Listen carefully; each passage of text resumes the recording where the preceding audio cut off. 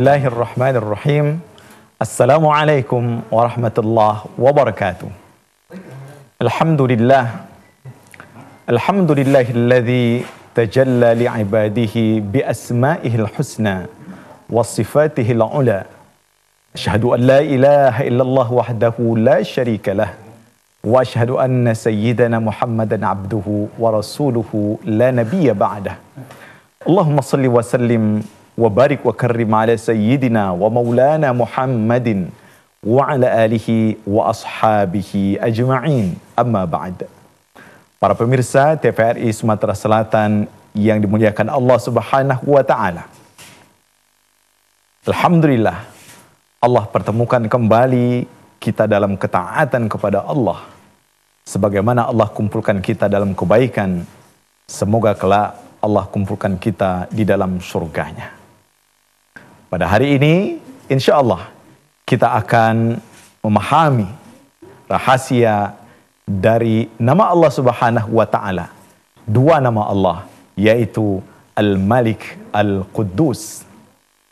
Al-Malik artinya Maha Penguasa atau Maha Raja. Dan Al-Quddus maknanya Maha Suci. Kita akan jelaskan satu persatu dari nama Allah Subhanahu wa taala Al-Malik, apa rahasia di balik nama Allah Subhanahu wa taala tersebut dan apa yang harus kita lakukan sebagai seorang muslim terhadap nama Allah Subhanahu wa taala tersebut. Malik dari bahasa Arab diambil dari 3 huruf. Huruf mim, lam, dan kaf. Ketika digabungkan, dia bermakna kekuatan, ikatan yang kuat. Allah Subhanahu wa taala memiliki nama Al-Malik, yaitu Allah yang memiliki kekuasaan, Allah yang memiliki kerajaan, Allah yang memiliki kekuatan. Di dalam hal ini, Al-Quranul Karim tidak kurang dari 5 tempat menyebutkan nama Al-Malik. Dalam Al-Quran surah Toha ayat 114, Allah Subhanahu wa taala berfirman, "Fata'ala Allah Al-Malikul Haq." Maha tinggi Allah Subhanahu wa taala, Raja yang maha benar. Dalam surah An-Nas ayat 2, Allah Subhanahu wa taala berfirman, "Malikin Nas." Malikin Nas, Raja dari manusia. Kemudian dalam Al-Quran juga surah Al-Fatihah, Allah Subhanahu wa taala menjelaskan Maliki Yaumiddin, Allah pemilik hari kemudian. Kaum muslimin yang dimuliakan Allah Subhanahu wa taala, Al-Malik di sini dimaknai bahwa Allah Subhanahu wa taala memiliki kemampuan untuk melakukan seluruh perintahnya, seluruh apa yang Allah inginkan. Artinya tidak ada yang bisa menghalangi apa yang dititahkan oleh Allah Subhanahu wa taala. Allah Al-Malik, Allah yang tidak membutuhkan kepada sesuatu, tidak membutuhkan pertolongan, sedangkan selainnya membutuhkan pertolongan dari Allah Subhanahu wa taala.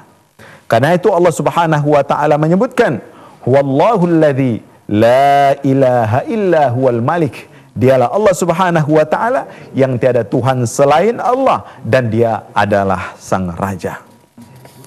Selanjutnya kita akan jelaskan makna Malik dengan Al-Malik.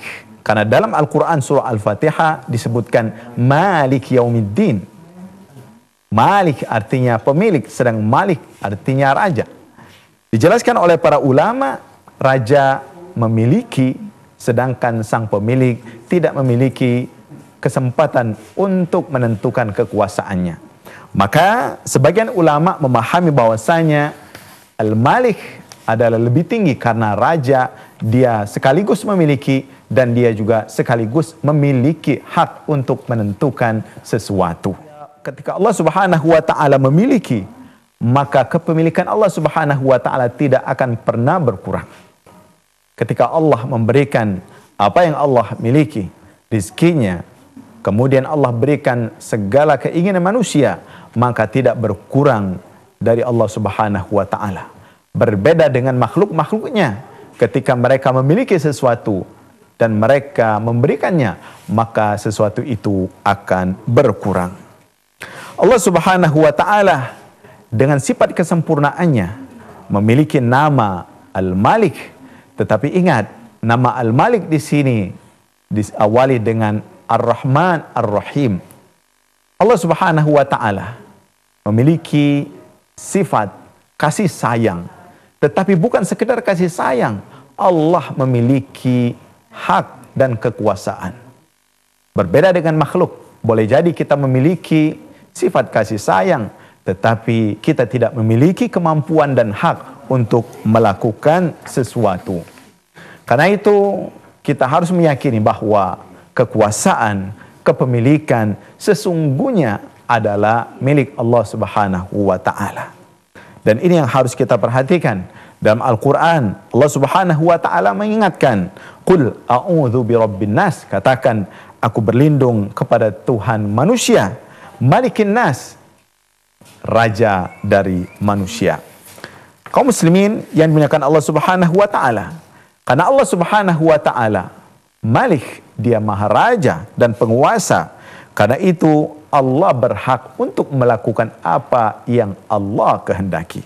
Dalam Al-Quran, Allah Subhanahu wa ta'ala menjelaskan, surah Ali Imran ayat 26. Qulillahumma malikatul mulki tu'til mulka man tasha' wa tanzi'ul mulka mimman tasha' wa tu'izzu man tasha' wa tudhillu man tasha' biyadikal khair innaka ala kulli syai'in qadir.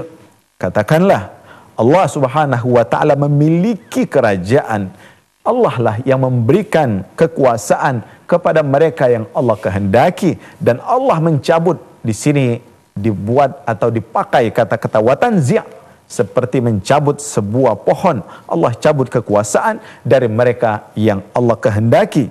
Wa tu'izzu man tasha', Allah Subhanahu wa ta'ala yang berkehendak untuk meninggikan, memuliakan derajat seseorang, dan Allah Subhanahu wa ta'ala juga yang berkehendak merendahkan derajat seseorang. Biyadikal khair, segala sesuatu kebaikan itu dalam diri Allah Subhanahu wa ta'ala. Innaka ala kulli syai'in qadir, sesungguhnya Allah Subhanahu wa ta'ala maha berkuasa, maha mampu atas segala sesuatu. Allah Subhanahu wa ta'ala juga menyebutkan dalam surah Al-Baqarah ayat 247, wallahu yu'ti mulkahu man yasha wallahu wasi'un alim. Dan Allah Subhanahu wa ta'ala memberikan kekuasaannya kepada siapa yang Allah kehendaki, dan sesungguhnya Allah Subhanahu wa ta'ala maha luas dan maha mengetahui. Karena itu ketika Allah Subhanahu wa ta'ala menginginkan sesuatu, innama amruhu idza arada syai'an ayyakula lahu kun fayakun. Kalau Allah berkehendak, Allah berkeinginan, maka Allah cukup mengatakan jadilah, maka jadilah. Kaum muslimin yang dimuliakan Allah Subhanahu wa ta'ala, selanjutnya bumi, langit ini tunduk kepada perintah Allah Subhanahu wa ta'ala. Dalam Al-Quran, Allah Subhanahu wa ta'ala menjelaskan dalam surah Fussilat ayat 11, faqala laha walil ardi tiya taw'an aw karhan qalata ataina ta'iin. Ketika Allah katakan kepada bumi dan langit, datanglah kepadaku, baik secara sadar, atas kesadaran dirimu sendiri atau keterpaksaan, maka mereka mengatakan, kami datang kepadamu ya Allah. Kemudian juga, karena Allah Subhanahu wa ta'ala maha berkuasa, Allah juga menjelaskan dalam Al-Quran, inna mathala Isa indallah kamathili Adam khalaqahu min turab thumma qala lahu kun fayakun. Artinya bumi ini taat mengikuti perintah Allah Subhanahu wa ta'ala. Kemudian juga disebutkan dalam Al-Quran bahwa ketika Nabi Ibrahim alaihissalam akan dibakar, Allah Subhanahu wa ta'ala perintahkan kepada api tersebut, faqulna ya naru kuni bardan wassalaman ala Ibrahim. Kami katakan kepada api tersebut, kuni bardan, jadilah dingin dan menyelamatkan bagi Ibrahim. Selanjutnya Allah Subhanahu wa ta'ala ketika menjelaskan bahwa kekuasaan Allah tidak ada yang mampu menandinginya. Karena itu pada hari kiamat nanti Allah akan bertanya, limanil mulkul yaum, milik siapa kekuasaan hari ini? Maka di situ tidak ada yang berucap satu kalimat pun, satu kata pun, karena semua tahu bahwa kekuasaan hanya milik Allah Subhanahu wa taala. Nah, kaum muslimin yang dimuliakan Allah Subhanahu wa taala, setelah kita mengetahui bagaimana ayat Al-Qur'an menjelaskan tentang Allah yang memiliki kerajaan, kekuasaan, maka kita akan bacakan beberapa hadis Rasulullah Shallallahu alaihi wasallam yang menjelaskan tentang orang-orang yang diberikan kekuasaan tetapi mereka tidak mampu berlaku adil, tidak mampu melakukan perbuatan yang baik kepada rakyatnya. Yang pertama, Allah Subhanahu wa taala akan memberikan azab atau iqab kepada mereka yang tidak mau berbuat adil, yaitu Allah akan menutup pintu langit. Artinya Allah tidak akan memberikan rahmat dan kasih sayang kepada mereka. Rasulullah Shallallahu alaihi wasallam bersabda, "Ma min imamin awwalin yughliqu babahu duna dzawil hajati wal khullati wal maskana illa aghlaqallahu abwabas sama duna khullatihi wa hajatihi wa maskanihi." Dalam hadis ini Rasulullah SAW menjelaskan, tidaklah seorang imam, seorang penguasa yang menutup pintunya di hadapan mereka yang tengah membutuhkan bantuan, di hadapan mereka yang tengah membutuhkan pertolongan, membutuhkan ketentraman. Ketika mereka melakukan itu, maka Allah Subhanahu wa taala akan menutup pintu rahmat dari mereka. Kaum muslimin yang dimuliakan Allah Subhanahu wa taala, berikutnya dijelaskan dalam sebuah hadis bahwa nanti pada hari kiamat Allah Subhanahu wa taala akan memberi hijab di hadapan pemimpin-pemimpin yang zalim sehingga mereka tidak mendapatkan cahaya kebaikan dari Allah Subhanahu wa taala. Kita akan lanjutkan setelah yang berikut ini.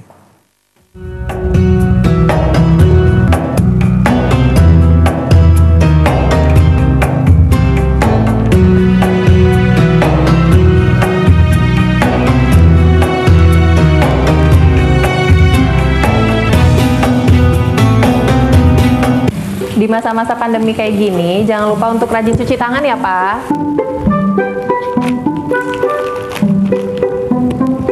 Pak, hand sanitizer kita habis loh. Nanti jangan lupa beli ya. Tenang, Ma. Papa masih punya satu lagi kok. Aman. Hai, sayang. Pak, jangan lupa jaga jarak ya, Pak. Iya, kalian berdua belajar ya? Iya. Ya udah, belajar yang benar ya. Iya. Papa tinggal dulu ya.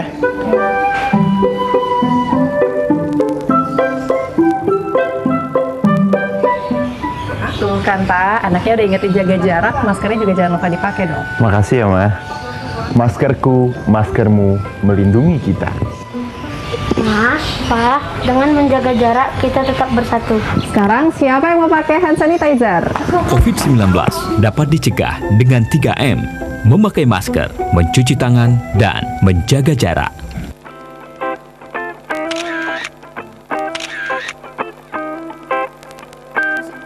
Hari masih pagi suasana panas ini. Kopilah segelas. Mulut belum merasap. Nyari mangsa. Tenang baik. Kakandong kawannya ada namo di sini. Ayo. Siapapun lewat ambil lanjak ke. Ayo. Ayo. Tak kena tak merasap mulut lagi ni. Kopi. Lanjak ke. Nah. Sini. Nak mana? Besak kalau badan ini asli, kantong tebal. Coba cabut ke dulu rokok. Badan besak, nyetil berkacamata, topi keren kalau kamu nih rokok tak kati. Coba cabut ke, cabut. Nah cabut kalau tebal tanyo. Keren kali tebal. Cabut lah.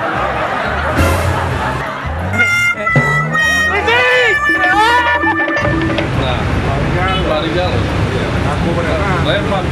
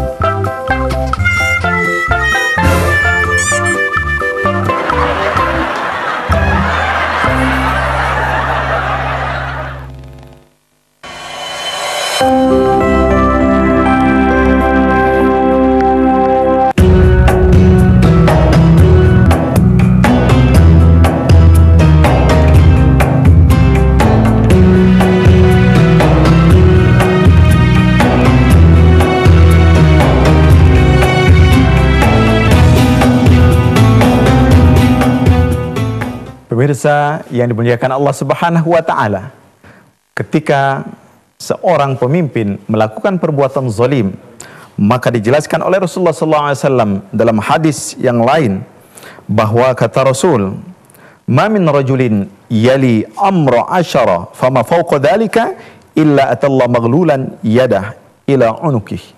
Artinya, tidaklah seseorang diberikan kesempatan untuk memimpin 10 atau lebih orang, kemudian mereka itu nanti pada hari kiamat akan diletakkan tangannya di atas leher. Kebaikannya akan melepaskan tangan di atas leher itu, atau sebaliknya keburukannya dalam memimpin akan mengikat tangannya semakin keras di atas lehernya tersebut. Kemudian orang-orang yang tidak berlaku adil ketika diberikan kekuasaan dan kepemimpinan, Rasulullah SAW menjelaskan, "Sinfani min ummati lan tanaluhuma syafa'ati, imamun zalumun ghasyum," dan yang kedua, "wa kullu ghalin marikin." Artinya apa? Dua golongan yang tidak akan mendapatkan syafaat dariku, kata Rasul. Pertama, imam atau pemimpin yang berlaku zalim, dan yang kedua, seseorang yang beragama dengan ekstrim alias keras dalam beragamanya. Dari sini kaum muslimin yang karena Allah Subhanahu wa taala, setelah kita memahami bagaimana azab Allah, hukuman Allah bagi mereka yang tidak berlaku adil, ketika kita memahami nama Allah Al-Malik, maka yang harus kita hadirkan di dalam diri kita, bagaimana kita bisa tawadhu. Bagaimana menjadikan diri kita ini, ketika Allah berikan kekuasaan kepada kita, amanah kepada kita untuk memimpin masyarakat kita, maka yang harus diperhatikan bahwa kekuasaan itu sesungguhnya mutlak milik Allah Subhanahu wa taala, dan harus diisi dengan apa yang diperintahkan oleh Allah Subhanahu wa taala. Tawadhu akan menjadikan seorang pemimpin dicintai rakyatnya, akan menjadikan mereka dimudahkan untuk melaksanakan tanggung jawab mereka tersebut. Dikisahkan Harun ar-Rasyid, contoh seorang pemimpin yang sangat tawadhu, dekat dengan rakyatnya. Suatu ketika beliau meminta nasihat dari para ulama di sisinya. Lalu ada seorang ulama mengatakan, "Wahai Khalifah, wahai Harun ar-Rasyid, aku akan bertanya kepadamu sebuah pertanyaan. Bagaimana sekiranya engkau dilarang minum air karena air ini terbatas?" Maka Harun ar-Rasyid mengatakan, "Aku akan beli dengan setengah dari kerajaanku 1 teguk air itu." Oke. Kemudian wahai Khalifah, ketika air itu sudah engkau minum dan nanti engkau tidak mampu mengeluarkan air dari badanmu, apa yang akan engkau lakukan? Kata Khalifah, "Aku akan beli dengan setengah lagi dari kerajaanku ini." Lalu ulama tersebut mengatakan, "Kalau begitu, wahai Khalifah, hendaknya engkau betul-betul bertakwa kepada Allah Subhanahu wa taala. Dalam kerajaanmu yang hanya 1 teguk air engkau beli, kemudian 1 teguk air itu engkau keluarkan, untuk mengeluarkannya engkau harus menyerahkan kekuasaanmu." Artinya apa? Artinya di sini diingatkan Harun ar-Rasyid bahwasanya kekuasaan, kemutlakan hanya milik Allah Subhanahu wa taala. Bahkan untuk menguasai air saja, air 1 teguk air saja, kita tidak memiliki kemampuan tersebut. Kenapa? Karena yang memilikinya adalah Allah Subhanahu wa taala. Kaum muslimin yang kena Allah Subhanahu wa taala, kita berpindah kepada pembahasan nama Allah yang kedua, yaitu nama Allah Al-Qudus. Al-Qudus bermakna At-Tahir, Allah yang maha suci. At-Tahir, dalam makna lain disebutkan Al-Qudus bermakna Al-Barakah. Karena itu disebutkan bahwa masjid Baitul Maqdis misalnya, itu adalah masjid yang suci. Kemudian malaikat Jibril diberi gelar dengan Ruhul Qudus, yaitu malaikat yang suci, Ruhul Qudus.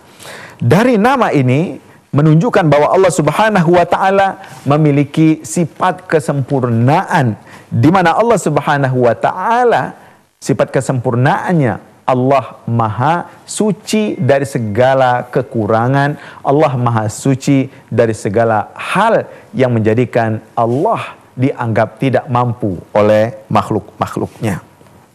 Allah Maha Suci dari segala aib. Allah Maha Suci dari segala kekurangan demi kekurangan. Karena itu makna dari Al-Quddus di sini sebagaimana diungkap dalam surah Al-Baqarah ayat 30, para malaikat mengatakan, wa nahnu nusabbihu bihamdika wa nuqaddisu lak. Ya Allah, kami memujimu, ya, dan kami mensucikanmu, ya Allah. Kemudian pembahasan mengenai Al-Quddus di sini menunjukkan bahwa Allah Subhanahu wa taala Maha Suci dari segala kekurangan. Karena itu dalam Al-Quran dijelaskan, laisa kamitslihi syai' wa huwas sami'ul basir. Tidak ada yang menyerupai Allah Subhanahu wa taala dalam segala hal, dalam sifatnya, dalam namanya. Kenapa? Karena Allah Subhanahu wa taala Maha Suci dari segala kekurangan-kekurangan. Kemudian juga pembahasannya bagaimana kita supaya menghadirkan nama Al-Quddus di dalam pribadi dan kehidupan kita sehari-hari. Para ulama menjelaskan, seseorang untuk bisa menjadikan nama Al-Quddus bisa hidup di dalam dirinya, maka yang harus pertama diperhatikan adalah hendaknya memperbaiki tauhidnya, memperbaiki akidahnya kepada Allah Subhanahu wa taala. Karena seseorang yang akidahnya keliru ketika memahami nama Allah, sifat Allah sama persis seperti sifat manusia, maka disitulah menjelaskan bahwa orang itu tidak mampu mensucikan Allah secara sempurna. Kemudian mensucikan Allah Subhanahu wa taala juga dengan hati, taqdisullah bil qulub. Karena Allah Subhanahu wa taala akan melihat hati seseorang. Dijelaskan dalam sebuah hadis, innallaha la yanzuru ila ajsamikum wala ila suwarikum walakin yanzuru ila qulubikum wa a'malikum. Allah Subhanahu wa taala tidak melihat badan kalian, fisik kalian, kemudian bentuk tubuh kalian, walakin yanzuru ila qulubikum wa a'malikum. Namun Allah akan melihat apa? Hati dan amal perbuatan kalian. Dalam artian seseorang yang ingin menghadirkan nama Kudus, Al-Quddus dalam dirinya, maka hendaknya dia berusaha mensucikan hatinya. Karena ingat, ketika seseorang melakukan sebuah dosa, sebuah kehilapan dan sebuah kesalahan, nukitat fi qalbihi nuktatun sauda, akan ada bintik hitam di dalam hatinya, dan itu kalau dibiarkan maka bintik hitam itu akan terus menutupi hatinya sehingga dia jauh dari rahmat Allah Subhanahu wa taala. Namun ketika dia beristighfar, mohon ampun kepada Allah, maka bintik-bintik hitam itu pun akan pergi dan hatinya kembali menjadi bersih. Apalagi cara kita menghadirkan kesucian Allah Subhanahu wa taala dalam diri kita? Yang harus kita hadirkan adalah bagaimana kita mensucikan diri kita dengan amal-amal perbuatan kita. Seperti at-taharah, bersuci zahir kita. Ketika kita akan sholat, maka kita harus berwudu, mandi wajib misalnya. Maka di sini akan menghadirkan kesucian Allah di dalam diri kita. Juga kesucian itu akan terlihat dari pelaksanaan amal ibadah kita, misalnya sholat. Karena solat itu tanha anil fahsyai wal munkar. Solat yang kita lakukan itu akan mampu menyetop kita, menghindarkan kita dari perbuatan keji dan mungkar. Mengeluarkan zakat, dengan zakat yang kita keluarkan itu, maka kita pun akan mensucikan harta yang kita miliki. Dengan demikian, maka nama Allah Al-Quddus bisa hidup di dalam diri kita. Kemudian bagaimana kita mensucikan Allah Subhanahu wa taala? Di antaranya juga dengan berdoa. Berdoa kepada Allah Subhanahu wa taala. Dan Rasulullah sallallahu alaihi wasallam, sesuai kebiasaan Rasulullah, beliau senantiasa mengucapkan doa. Doa ini menggunakan kudus. Contoh, beliau ketika ruku sering membaca bacaan subuhun Qudus Rabbul Malaikati Warruh. Subuhun Qudus wa Rabbul Malaikati Warruh. Ini dibaca ketika ruku dalam solat. Yang kedua, Rasulullah SAW memiliki kebiasaan, karena beliau tidak pernah meninggalkan solat witir, maka selesai beliau melaksanakan solat witir, beliau pun membaca doa. Subhanal Malikil Quddus, Subhanal Malikil Quddus, Maha Suci Allah yang suci. Dengan mengucapkan ini, maka insya Allah dengan sendirinya atas pertolongan Allah Subhanahu wa Ta'ala, maka kita akan hadir dengan kesucian yang Allah berikan kepada kita tersebut. Kaum muslimin yang dimuliakan Allah Subhanahu wa Ta'ala, karena itu kesucian yang harus dihadirkan dalam diri kita adalah kesucian zohir, kesucian zohir dan batin. Tidak hanya secara zohir kita bersih, tetapi lebih dari itu, bagaimana kesucian batin pun harus kita hadirkan. Ketika kita melazimkan membaca Kudus, Ya Kudus, Ya Kudus, Ya Allah yang Maha Suci, maka harus dihadirkan kesucian Allah itu di dalam diri kita. Kenapa? Karena Allah Subhanahu wa Ta'ala Maha Suci dari segala sisi. Allah Subhanahu wa Ta'ala suci dari memiliki anak. Lam yalid walam yulad, Allah tidak memiliki anak. Allah suci dari kematian. Wa tawakkal 'alal hayyil ladzi la yamut. Allah Maha Suci dari perbuatan zalim. Innallaha la yazlimu mithqala dzarratin. Allah sama sekali tidak akan pernah melakukan perbuatan zalim walaupun sekecil biji zarrah. Allah Subhanahu wa Ta'ala juga bersih atau suci dari perbuatan kadzib, perbuatan bohong. Waman asdaqu minallahi hadisa. Siapa lagi yang paling benar ucapannya daripada Allah Subhanahu wa Ta'ala. Kaum muslimin yang dimuliakan Allah Subhanahu wa Ta'ala, kesimpulan dari kajian kita mengenai rahasia nama Allah Subhanahu wa Ta'ala Al-Malik, Al-Quddus, bagaimana kita menghadirkan kemaharajaan Allah Subhanahu wa Ta'ala di dalam pribadi kita. Ketika kita menghadapi sebuah masalah, kembalikanlah bahwa yang menguasai kita ini Allah Subhanahu wa Ta'ala. Maka ketika kita hadirkan itu, tidak akan ada rasa pesimis dan putus asa di dalam diri kita. Malikin nas, ingat, ketika seseorang terzolimi, Tuhan kita adalah Allah Subhanahu wa Ta'ala yang mampu untuk menaklukkan orang-orang yang zolim. Kudus, nama Allah yang Maha Suci, kita hadirkan kesucian tersebut dalam perilaku kita, dalam sikap kita, dalam pembicaraan kita. Karena ketika kita bertakhalluk bi akhlakillah, berakhlak dengan akhlak Allah Subhanahu wa Ta'ala, maka disitulah kita akan mendekatkan diri kepada Allah Subhanahu wa Ta'ala. Semoga Allah Subhanahu wa Ta'ala yang Maha Kuasa, yang Maha Suci, senantiasa memberikan kekuasaannya kepada kita dan memberikan kesucian zahir dan batin kepada kita. Rabbana zalamna anfusana wa illam taghfir lana wa tarhamna lanakunanna minal khasirin.